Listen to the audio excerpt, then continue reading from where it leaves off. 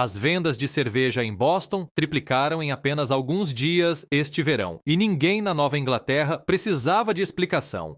Uma muralha de tartã começou a sair dos aviões e, em menos de 72 horas, os adeptos escoceses tinham esvaziado os bares da cidade a tal ponto que alguns pubs tiveram de pedir entregas de emergência. Esse detalhe, por mais cômico que pareça, é apenas o menor sinal de algo muito maior que está a acontecer neste momento nos Estados Unidos.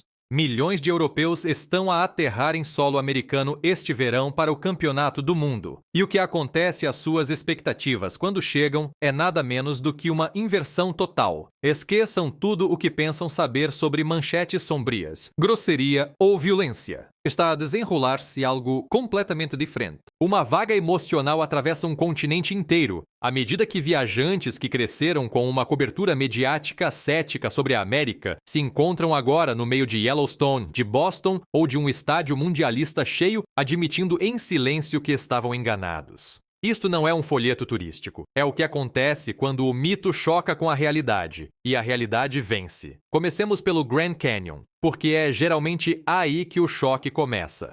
Os visitantes descrevem a sensação de estar à beira do abismo e sentir que os olhos simplesmente não conseguem processar aquilo que estão a ver. Não é apenas largo, não é apenas profundo. É um desfiladeiro tão enorme que a mente tem dificuldade em transformar a paisagem em algo familiar. Viajantes europeus habituados a parques arrumados e cuidadosamente tratados em Paris ou Londres dizem que nada em casa os preparou para uma escala tão bruta e intocada. Rumo ao oeste, na Califórnia, o choque muda por completo de forma. As sequoias costeiras não são apenas árvores antigas. São monumentos vivos que estão de pé há cerca de 2.200 anos. Já eram antigas antes de a maioria dos acontecimentos que os europeus estudam na escola ter sequer ocorrido. Ficar debaixo de uma delas, disseram vários visitantes, faz com que todas as catedrais e castelos do velho continente pareçam quase recentes por comparação. A lista de marcos naturais que deixam os turistas europeus espantados continua a crescer. Caminhantes sobem até picos de quase 2.000 metros apenas para ver lagos glaciares de um azul tão intenso que parecem editados digitalmente. Em Bryce Canyon, as agulhas rochosas talhadas pelo vento parecem menos geologia e mais escultura. Em Jenny Lake, no Wyoming, a água é tão transparente que os barcos parecem flutuar no ar, com cada pedra no fundo do lago visível a partir da superfície. E depois, ao espaço, puro e simples. Só Yosemite é tão vasto que uma caminhada de 2 semanas ainda deixaria grandes zonas por explorar. Compare-se isso com um continente onde o espaço pessoal e os trilhos silenciosos são quase impossíveis de encontrar, e torna-se claro por que razão tantos viajantes descrevem estes parques com palavras como Éden, paraíso ou liberdade muito antes de entrarem numa cidade. Se as paisagens esmagam o olhar, a comida esmaga tudo o resto. Os visitantes europeus descrevem muitas vezes o primeiro pedido num restaurante como o seu primeiro verdadeiro choque cultural. Peçam uma bebida média na maior parte da Europa e recebem um copo pequeno. Peçam um tamanho médio nos Estados Unidos e recebem algo mais próximo do que uma família inteira beberia em casa ao longo de um mês. As panquecas chegam do tamanho de tabuleiros de servir. Uma única fatia de pizza pode ser suficientemente grande para servir de individual de mesa. Grupos que na Europa pediriam 2 pizzas acabam a pedir 7 nos Estados Unidos, não porque alguém esteja a exagerar, mas porque as porções aqui funcionam numa escala completamente diferente. Um bife texano normal pesa entre 18 e 20 onças, cerca de 500 a 600 gramas, 2 a 3 vezes mais do que aquilo que passaria por uma porção generosa num restaurante europeu de topo. Chefes que construíram carreiras em torno da ideia de que menos é mais acabam frente a costelas de vaca do tamanho de pequenos ossos de dinossauro, brisket tão tenro que se desfaz como manteiga e sanduíches de frango frito que adeptos britânicos em visita classificaram com 10 em 10 perante as câmaras, brincando a meio gás que a própria cozinha nacional às vezes não passa de comida cozida com sal a menos. Depois chegam as pequenas obsessões. O molho ranch transforma-se em algo próximo de um vício, com viajantes a filmarem-se a comprar garrafas para levar escondidas na bagagem. Mergulhar batatas fritas salgadas num batido doce não devia funcionar no papel, mas de alguma forma funciona, e os visitantes admitem que os conquista quase de imediato. Os reabastecimentos gratuitos de refrigerante, algo quase desconhecido na maior parte da Europa, são tratados como um pequeno milagre sempre que um empregado enche o copo sem que lhe o peçam. Eis o paradoxo que ninguém esperava. Muitos europeus chegam ligeiramente preparados para o confronto depois de anos de notícias sobre raiva e divisão nos Estados Unidos. O que encontram, segundo viajante após viajante, aproxima-se antes de uma cordialidade incansável. Um desconhecido sorrir e perguntar como está a correr o dia não é aqui conversa vazia. É tratado como um reconhecimento genuíno de que a pessoa existe. Em Washington, D.C., os moradores não se limitam a indicar o caminho. Por vezes caminham vários quarteirões ao lado de turistas confusos para garantir que chegam em segurança. Em pequenas localidades do Arizona e do Arkansas, vizinhos aparecem sem avisar para oferecer ajuda poucos dias depois da chegada de alguém novo. Há comerciantes que oferecem bolachas, pequenas lembranças e uma bênção sincera a perfeitos desconhecidos de passagem. Em áreas de serviço e encontros de pequenas comunidades, visitantes relatam ter sido convidados para churrascos ou caçadas por pessoas que tinham conhecido minutos antes. A generosidade chega também à carteira. Barmen, que trabalham com multidões do Mundial em cidades como Boston, relataram ter ganho perto de $950 em gorjetas num único turno, apenas de adeptos a celebrar o momento. Isto levanta uma pergunta desconfortável para o velho continente. A reserva europeia é mesmo elegância, ou às vezes não passa de uma forma polida de distância entre pessoas que raramente se dão ao trabalho de criar uma ligação verdadeira? É aqui que a história se torna muito mais complicada do que uma simples narrativa de viagem feliz, porque este verão há duas Américas muito diferentes em exposição ao mesmo tempo. Por um lado, americanos comuns nas cidades anfitriãs abriram as portas aos adeptos visitantes com a hospitalidade descrita acima. Por outro, as políticas de imigração da administração Trump criaram uma fricção séria em torno do próprio torneio que o país está a receber. No início deste ano, o Departamento de Estado suspendeu o processamento de vistos de imigração para viajantes de 75 países e, separadamente, manteve restrições de viagem que afetam dezenas de nações, algumas das quais têm seleções a competir neste campeonato do mundo. Adeptos do Irão e do Haiti, cujas seleções se qualificaram, ficaram na prática bloqueados por essas restrições, embora jogadores, treinadores e pessoal essencial tenham recebido isenções para competir. Segundo relatos, um árbitro da Somália e um membro da equipa técnica do Iraque foram impedidos de entrar em aeroportos americanos antes do torneio, e membros da Federação Marroquina de Futebol com bilhetes válidos e reservas de hotel viram os vistos recusados, apesar de não haver restrições diretas sobre a sua nacionalidade. Mais de 120 organizações de direitos civis emitiram um aviso conjunto dirigido aos cerca de 10 milhões de pessoas esperadas para o torneio, alertando para o risco de aplicação agressiva das regras de imigração, recusas arbitrárias de entrada e maior escrutínio do histórico dos visitantes nas redes sociais. A Casa Branca rejeitou esses avisos como politicamente motivados, insistindo antes que este campeonato do mundo seria a edição mais segura e mais protegida da história do evento. Numa rara reversão parcial, a administração levantou uma regra polêmica que exigia a adeptos de 5 países qualificados para o Mundial, incluindo o Senegal e a Costa do Marfim, o pagamento de calções reembolsáveis de até $15 mil apenas para obterem um visto. Advogados de imigração foram rápidos a sublinhar que a maioria dos viajantes europeus não é afetada por nada disto, uma vez que a enorme maioria entra sem visto ao abrigo do programa normal de isenção. É precisamente por isso que os vídeos nas redes sociais continuam a mostrar experiências esmagadoramente positivas de visitantes britânicos, franceses, italianos e escoceses, mesmo quando a tensão cresce noutras partes do sistema migratório. Assim, a liberdade que os europeus descrevem é muito real para muitos deles a título pessoal. Circular sem se sentirem julgados, vestir-se como quiserem, perseguir planos ambiciosos que seriam ridicularizados em casa. Um soldado britânico reformado sem diploma universitário terá construído nos Estados Unidos um rendimento mensal de 5 dígitos, algo que, segundo ele, teria sido quase impossível com a estrutura fiscal britânica e as suas rígidas expectativas de classe. Ao mesmo tempo, essa mesma liberdade está agora lado a lado com uma das investidas de controle migratório mais restritivas da história americana recente, e as duas histórias decorrem nas mesmas ruas, durante o mesmo torneio, ao mesmo tempo. Depois há o próprio torneio, que se tornou o pano de fundo de tudo isto.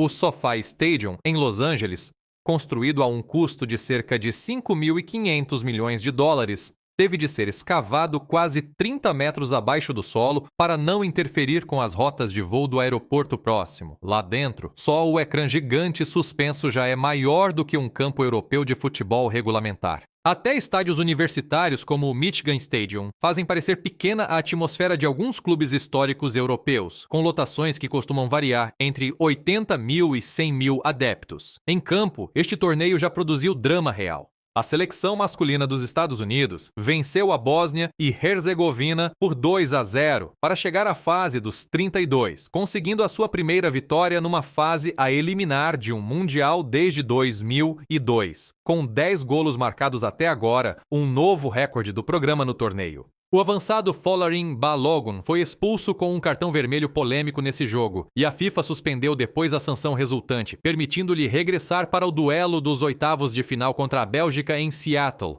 uma decisão que gerou muito debate entre adeptos e comentadores. A Suíça passou tranquilamente pela Argélia, 2-0, para chegar à mesma fase, enquanto a imprensa alemã especula sobre uma possível mudança de treinador depois de uma campanha decepcionante. Para os adeptos escoceses, este torneio tem um peso extraordinário. Marca a sua primeira presença num campeonato do mundo em quase 3 décadas, desde 1998. E a chamada Tartan Army tornou-se uma sensação viral, celebrada em cidades americanas de Boston a Miami pelo bom humor e pela energia incansável. Os adeptos terão gerado níveis de ruído registrados, a chegar aos 125 decibéis dentro dos estádios, comparáveis à descolagem de um caça, sobretudo durante cerimônias antes dos jogos, que muitas vezes incluem passagens de aviões militares e fogo de artifício sincronizado com o hino nacional. Fora dos estádios, o choque continua nos corredores dos supermercados americanos. Um viajante francês comparou certa vez uma única loja Costco a algo maior do que toda de sua aldeia natal. O leite aqui não é vendido em pacotes pequenos. Vem em garrafões de 1 galão, quase 3,5 litros, levando um turista britânico confuso a perguntar em voz alta se os americanos guardam vacas na cave. Frascos de pickles do tamanho de uma cabeça humana ficam ao lado de pizzas congeladas com bem mais de 1 quilo. Espingardas e canoas são vendidas a alguns corredores depois das fraldas e do leite infantil. Medicamentos para azia aparecem disfarçados de gomas coloridas. Os parques de estacionamento estendem-se tanto que famílias, por vezes, se perdem umas das outras e têm de telefonar para se reencontrarem junto ao carro. E apesar de toda esta abundância, os preços ficam muitas vezes em cerca de metade do que os clientes pagariam por produtos equivalentes em grande parte da Europa, graças sobretudo à escala, à concorrência e a uma cultura de retalho construída em torno do volume, não da contenção. Há ainda outra camada em tudo isto que surge constantemente nos relatos dos viajantes. A estranha sensação de entrar diretamente em cenas que só esperavam ver num ecrã. Autocarros escolares amarelos passam exatamente como nos filmes americanos de adolescentes. Os edifícios de tijolo vermelho de Boston ainda exibem aquelas escadas metálicas de emergência icônicas, familiares de décadas de séries de televisão. Caminhões de bombeiros passam a rugir como se tivessem saído de um filme de ação, e polícias de óculos espelhados completam o quadro para visitantes que cresceram a ver séries policiais americanas. Motéis de beira de estrada com neons intermitentes parecem retirados de um thriller. Festivais de rodéu põem verdadeiros cowboys em cima de touros reais, recebendo visitantes com um howdy arrastado e autêntico que nenhum parque temático conseguiria reproduzir. A bandeira americana parece estar em todo o lado, dos telhados de arranha-céus em Chicago, à roupa de fantasia vendida em supermercados comuns. E sob um pôr do sol quente, mais de um visitante disse que o país inteiro parece ter recebido a cor de um diretor de fotografia de Hollywood. Para os adeptos escoceses que completam a sua aguardada campanha no Mundial e para os milhões de outros europeus que atravessam aeroportos americanos este verão, a viagem tornou-se claramente algo maior do que umas férias ou um torneio de futebol. Está no exato cruzamento entre hospitalidade genuína e tensão política genuína, entre a bondade de pequenas localidades e operações federais de imigração, entre alegria viral e avisos discretos de grupos de direitos civis. As duas realidades são verdadeiras ao mesmo tempo. E essa contradição talvez seja a coisa mais americana de todas. Seria desonesto contar esta história sem reconhecer o quão estranho é o calendário. O presidente Trump apareceu pessoalmente na cerimônia do sorteio do Campeonato do Mundo no fim do ano passado, dando uma recepção pública a equipas e adeptos de todo o planeta, ao mesmo tempo que a sua própria administração endurecia restrições de viagem sobre mais 19 nações. Essa contradição acompanhou o torneio desde as primeiras fases de planeamento até os jogos de abertura deste verão. Os defensores dos direitos civis têm sido especialmente vocais, alertando que os agentes de imigração poderiam examinar as contas dos visitantes nas redes sociais à procura daquilo que descreveram como sentimento anti-americano e avisando que recusas arbitrárias de entrada eram uma possibilidade real para viajantes de certas regiões. Responsáveis interinos da Agência de Imigração e Fiscalização Aduaneira declararam publicamente que a agência pretende continuar a ser uma peça central do dispositivo de segurança do torneio e não deram qualquer indicação de que as operações de fiscalização nas cidades anfitriãs sejam suspensas durante o evento. Verificadores de factos contrariaram alguns dos rumores mais extremos que circularam online, confirmando que não houve cancelamentos em massa de bilhetes do Mundial, nem relatos credíveis de adeptos detidos simplesmente por assistirem a jogos, mas a tensão de fundo continua muito real para viajantes dos países afetados. Entretanto, os americanos comuns nas cidades anfitriãs parecem, em grande medida, alheios a essa fricção, pelo menos a julgar pela forma como os visitantes descrevem as suas experiências. Os bares em Boston continuam a repor estoque, os desconhecidos continuam a dar indicações e pequenos comerciantes continuam a oferecer amostras grátis a turistas curiosos. Isto cria um estranho efeito de ecrã dividido, em que a mesma semana pode produzir um vídeo viral de um adepto europeu a chorar de alegria perante uma sanduíche de frango frito, ao lado de um artigo sério sobre recusas de visto enfrentadas por adeptos do Irão, do Haiti, da Costa do Marfim e do Senegal. O que torna tudo isto particularmente interessante é a franqueza com que os europeus admitem que estavam enganados. Podcasts, vlogs de viagem e discussões nas redes sociais por todo o continente estão cheios de visitantes a recuar em anos de pressupostos absorvidos através das notícias e dos estereótipos da cultura pop.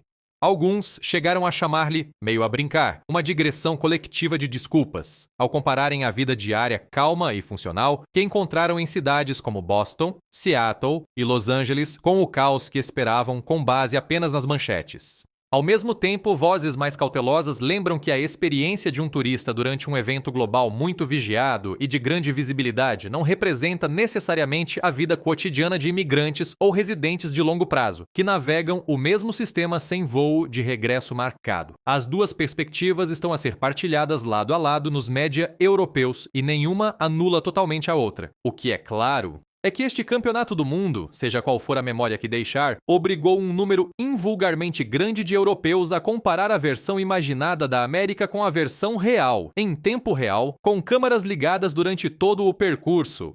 À medida que as rondas a eliminar continuam e cidades como Seattle se preparam para receber Estados Unidos-Bélgica, essa tensão entre espetáculo e escrutínio não mostra sinais de se resolver em breve.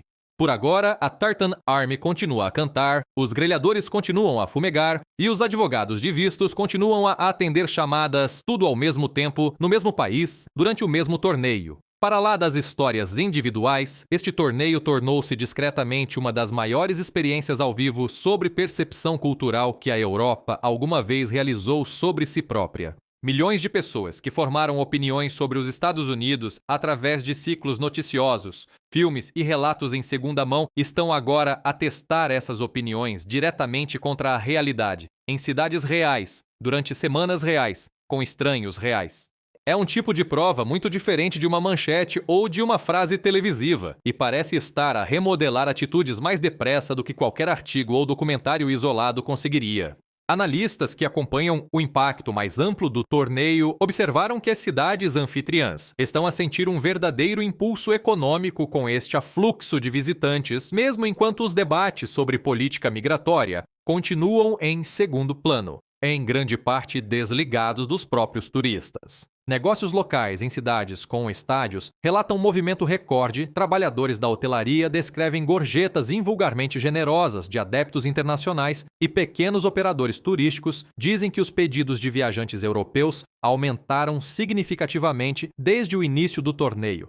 Quaisquer que sejam as conclusões individuais sobre liberdade, comida ou a escala pura do país, os números sugerem que este campeonato do mundo está a deixar uma marca mensurável muito para lá do resultado de qualquer jogo e que essa marca deverá continuar a moldar a forma como os europeus falam da América muito depois do apito final da final.